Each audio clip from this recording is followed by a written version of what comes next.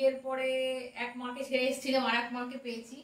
তার খুবই সাপোর্ট পাই, মানে যেটা সাপোর্ট আমি বলছি, আমার মনে হয়নি যে আমি অন্য ফ্যামিলি থেকে আরেক ফ্যামিলিতে এসেছি, মানে অন্য জায়গায়। আরো মেন প্রবলেম, আমার বাড়ির বাপের বাড়ি নন বেঙ্গলি, অন্য কালচার, আর আমি বিয়ে করেছি বেঙ্গলি কালচার, পুরোটাই আলাদা। কিন্তু আমার এখানে কোনো অসুবিধাই হয়নি, কারণ মানে আমার এখানে কি বলবো, তারা সবকিছুই আমাকে মেনে নিয়েছে, বা আমিও বুঝে নিয়েছি যে তারা কেমন, কোনটা খেতে ভালোবাসে, কিভাবে চলতে ভালোবাসে। সেই জন্য আমাদের কোনোদিনও এখনো পর্যন্ত অ্যাডজাস্টের প্রবলেম হয়নি।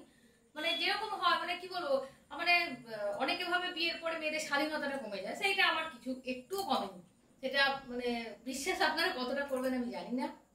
আমি ওখানেও যেরকম ছিলাম এখানেও সেরকম, মানে যখন তখন আমি বেরোচ্ছি সেরকম টাইমের পর। হ্যাঁ, একটু রাত হয়ে গেলে তখন শাশুড়ি মা ফোন করলো যে কত দূর গেছো, বা তুমি আমার ছেলের সঙ্গে আছো কিনা, শুধু এই প্রশ্নটাই করলো, বেশি রাত হলে দাও। আমি যখন তখন যেখানে চলে যাচ্ছি, বাপের বাড়িও যাচ্ছি। তারপরে হচ্ছে এই যে সকালে ওঠা, ধরুন অনেকের মুখে শুনি যে একটু দেরি করে উঠলে শাশুড়ির মুখ ভার হয়ে যায় বা রাগ, আমার এটাতে কোনো ইয়ে নেই। এমনি আমি খুব কম দেরিতে উঠি ছুটির দিন ছাড়া।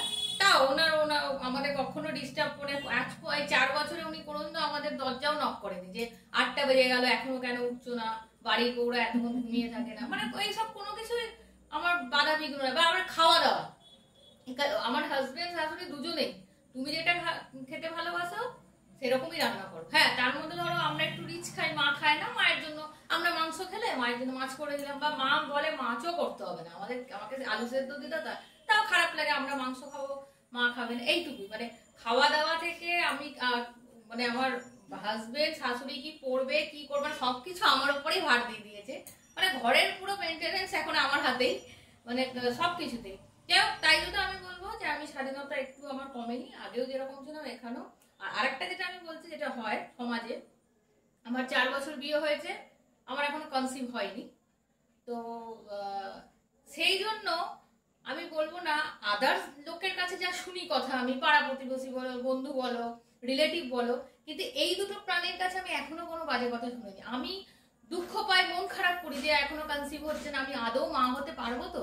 কিন্তু এই দুজন প্রাণী, বিশেষ করে শাশুড়ি, কেন বলছি, বেশিরভাগ বন্ধুদের মুখে শুনি যে শাশুড়ি বলে কনসিভ করছো না তোমারই দোষ, এরকম করে কথা শোনায়, তোমার হচ্ছে না, তোমার প্রবলেম, আমার ছেলেকে অন্য একটা বিয়ে দেবো।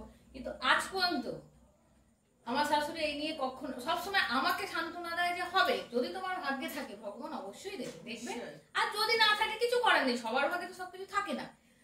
আমি প্রচন্ড মানে আমার মধ্যে নেগেটিভিটি প্রচুর ছিল, মানে আমি একটু টেনশন করতাম, কে কি বললো কাঁদতে শুরু করতাম, কেউ কিছু বললে রাগ করতাম, খেতাম না। কিন্তু এই দুটো প্রাণীর সাপোর্টে আমার নেগেটিভিটি পুরো দূর হয়ে গেছে। এখন আমি সত্যি বলছি, আমি বেবি মানে কনসিভের জন্য ভীষণ চিন্তা করতাম, দুঃখ করতাম, কাঁদতাম, কিন্তু এই দুজন ব্যক্তি মানে এত সাহস দিয়েছে আমাকে। চিন্তা করার নিয়ে ভাগ্যে থাকলে ঠিক হবে, মানে ওই জন্য কাউরিরই দোষ হয় না, দোষ দেওয়াও ভুল, একদম দোষ দেওয়া ভুল। যদি ভাগ্যে থাকে অনিতা নিশ্চয়ই হবে। আপনারাও আশীর্বাদ করুন, ঠাকুরের কাছে প্রে করুন। দেখুন, এটা আপনার সামনেও শাশুড়ি বলো, এটা আমার সামনেও সবসময় বলে, তাই জন্য আমার মধ্যে সত্যি একটা সাহস জেগেছে যে ঠিক আছে, যখন হবে দেখা যাবে, যদি ভাগ্যে লেখা থাকে ভগবান লিখে কেউ আটকাতে পারবে না, আর যদি না থাকে তো কেউ দিতেও পারবে না। তো এটাই বলবো যে মায়ের অপোজিটই আমি শাশুড়ি মাকে পেয়েছি, মানে আর এক মাই পেয়েছি। ওই জন্য আমার মানে আজকের দিনটা, প্রথম বছর যখন এসে একটু দুঃখ লাগছিল যে মাকে কাছে পেলাম না, কিন্তু 4 বছরে শাশুড়ি মাকে নিয়ে সেলিব্রেশন করি, কারণ সবসময় তো বাপের বাড়ি আমি খুব কম নিজের অকেশনে ওখানে যাই। আমার বাপের বাড়িতে ডাকা হয় অ্যানিভার্সারি, জন্মদিন, কিন্তু আমি যাই না, কারণ এই প্রাণী মানে এই মানুষটা তো আমাদের এই বাড়ির মেম্বার না, তাকে ফেরে আমার মনে হয় না কোনো সেলিব্রেশন করি। আমি কিন্তু পারলে আমার যে কোনো অকেশনে আমার বাপের বাড়ি যেতে পারি, কিন্তু আমি খুব কম যাই, যে আমরা চলে যাবো, কিন্তু মা বারণ করবে না, কিন্তু আমরা ভাবি না কিছু না, আগেই যে আমরা কেকটা কাটছি, উনি আমাদের ছবি তুলে দেন, আমি বলেছি আগের ভিডিওতে, আমাদের দুজনের সব ছবি, আমাদের ক্যামেরাম্যান। তো আজকে ক্যামেরাম্যানকে ছবি তুলতে দিইনি, আমরা তুলেছি আজকে। তো এটাই বলবো, তুমি খুব ভালো থাকো, তোমার আশীর্বাদ সাপোর্ট সব সময় যেন আমাদের সঙ্গে থাকো, সব সময় মনে একদম খুশি নিয়ে এগিয়ে যাও। আর এই যে আমি এত ভিডিও রিলস বানাই, এদের দুজনের সাপোর্ট ছাড়া তো আমি করবোই না, কারণ ওনারা যেটা বলে আমি সেটাই করি, আর যেটা বলে না আমি সেটা করবো না। প্রত্যেকটা সময় আমার প্রত্যেকটা ভিডিও আমার শাশুড়ি মা দেখে, আমার মনে হয় না আমি কোনো বাজে ভিডিও করি। তা উনি সবসময় বলে খুব ভালো হয়েছিল, অনেক আমিও দেখেছি তোমার ভিডিওটা। তা ওনাদের সাপোর্ট সবসময় আছে, এই সাপোর্ট যেন সবসময় থাকে এটাই বলবো। একদম থাকবে। তুমি কিছু বলো। একদম থাকবে। আমি কি বলবো, আমার যা বলার তুমি সব বলে দিয়েছো। একদম আমার মা, support মানে তো সব সময় আছে, অনিতার সঙ্গে আছে, আমার যা কথাবার্তা বলার ছিল সব তুমি বলে দিয়েছো, আর আমার এখন কিছু বলার নেই। এটাই বলবো, আর কিছু বলবো না, অনেক কিছু বলে দিয়েছি। মানে অনেকের মানে শাশুড়ি মায়ের নামে সত্যি দেখুন সবার শাশুড়ি মা তো সমান না, সবার বৌমাও সমান না, এটা এবার হ্যাঁ আপনারা বলবেন যে হ্যাঁ ঝগড়া কি হয় না, অবশ্যই আমাদের ঝগড়া হয়। মায়ের সঙ্গে ঝগড়া হতো না? মায়ের সঙ্গে ঝগড়া হতো, চিৎকার করতাম পরক্ষণে, আমাদেরও সেম। আমার কোনো জিনিস ওনার ভালো লাগলো না, ওনারও কিন্তু আমরা ওই রাগ করে মানে খেলাম না, মুখ দেখলাম না, তারপরে হচ্ছে এক মাস কথা বললাম, ওই সব না। এই ঝগড়া হলো পরক্ষণে ঠিক। একটা জায়গায় থাকতে গেলে তো ঝগড়া হবে, অবশ্যই সব হবে। রকম কিছুই হয়। একটা বাসন তো বাসন অনিতার একটু রাগ হয়ে গেলে, আমি তো বড়, ওই জন্য আমি সব সময় এদের ক্ষমা করে দিই। ক্ষমা করাটাই সবচাইতে বাঞ্ছনীয়। আর হচ্ছে ওরা তো ছেলে মানুষ, ওদের একটুতেই একদম এদিকে ওদিকে যায়, একটু রাগ হয়, দুঃখ হয়, এ হয়। আমি যেহেতু বড়, ওই জন্য আমি সব সময় এদের ক্ষমা করে দিই। ক্ষমার চোখেই দেখি এরা ছেলে মানুষ, এরা যা খুশি করুক, ওদের স্বাধীনতা। আমি তো অনেকে স্বাধীনতা পূর্ণ একদম দিয়েছি। সবকিছুটাই বললাম তো, জামা কাপড় পরা যা থেকে খুশি করো, যা খুশি, এটা দেওয়া উচিত। তারা বউ হয়ে এসেছে, জামা কাপড় পরা, ঘরবন্দি সবকিছু। থাকবে না? কারণ আমিও একদিন বউ ছিলাম। আমি অবশ্যই একা সংসারে থেকেছি, আমাকে কেউ বাধা দেওয়ারও কেউ ছিল না। আমি অবশ্যই একটু ঘরোয়া প্রকৃতির ছিলাম। আর রনিতাকে আমি পুরোপুরি স্বাধীনতা, আমি যে বাপের বাড়ি যেমন খুশি মনে ছিলে, এখানেও তাও তাই। এই যে জব, আমি কিন্তু ইচ্ছা করে জব করছি না, আমার দুজনেরই সাপোর্ট আছে, তুমি করলে করতে পারো। কিন্তু আমি ভাবলাম আমি অনেকদিন জব করেছি, একটু হাউস ওয়াইফ থেকে, ওই জন্য আমি করছি না। অনেকে ভাবে মনে হয় শাশুড়ি হাজবেন্ড মনে হয় করতে দেয় না, স্যার একদম না, আমি সবার সামনে আজকে বলছি। আবার অনেকে আরেকটা কথা বলছি, অনেকে আমাকে প্রশ্ন করে কিরে বাপের বাড়ি যাস না কেন, আসতে দেয় না নাকি? না, তাদের জন্য আমি বলছি কখনো না।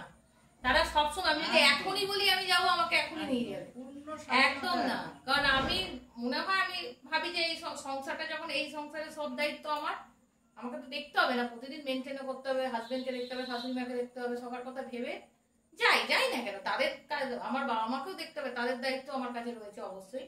তো তাও ভাবি ওখানে আমার ভাইয়ের বউ, আমার জেঠু জেঠিমা, দাদা বৌদিরা আছে, জয়েন্ট ফ্যামিলি, ওদের দেখার লোক আছে, অবশ্যই রোজ ফোন করে জিজ্ঞেস করি তাদের কথা। কিন্তু অনেকে ভাবে মনে হয়তো এনারা যেতে দেয় না বলে আমি জানি, একদম না। যাক, অনেক কিছু বলে ফেলেছি, একদম ভরপুর, যখন খুশি না আমি বলছি একদম মানে বিয়ের পরে অনেক মেয়েরাই বলছি তো, সবার লাইফ সবার সংসার তো সমান না। অনেকে ভাবে আমরা আটকে গেছি, আমাদের স্বাধীনতা হারিয়ে গেছে। আমার একদম স্বাধীনতা হারায়নি। আমি মানে সত্যি পাখিরা যেমন উড়ে বেড়ায়, আমার লাইফটাও সেরকমই, কোনো কিছুতে বাধা বিপত্তি নেই। কি খাবো, কি পরবো, কি ঘুরবো, কোনো ব্যাপার না, কোথায় যাবো। কিন্তু হ্যাঁ, আমাকেও সেইভাবে, আমি এখন যদি একদম এমনই ড্রেস পরলাম যেটা দৃষ্টিতে খারাপ লাগছে, বা কোনো ছেলের সঙ্গে আমি এখন ঘুরে বেড়াচ্ছি, সেগুলো তো ঠিক না। আমিও সেইভাবেই নিজেকে করি। যাক, অনেক কিছু বলে ফেলেছি, এটাই বলবো, আই লাভ ইউ। চলো কিছু করে দাও। তোমরা একদম শান্তিতে এগিয়ে যাও, মনের খুশিতে এগিয়ে যাও, কোনো চিন্তা না করে। আমি তো যতদিন বেঁচে আছি, আমি তো আছি তোমাদের মাথার উপরে। তোমার আশীর্বাদ শুধু দিও মাথায়, দুজনের হাতে। ভালো থাকো, একদম নীরব থাকো, খুব খুশি থাকো। এই বলে আজকের মতো আমাদের সেলিব্রেশন অনেক কথা বলে দিয়েছি। হ্যাঁ, সেলিব্রেশন এখানেই শেষ করছি। সবাই ভালো থাকবেন, সুস্থ থাকবেন।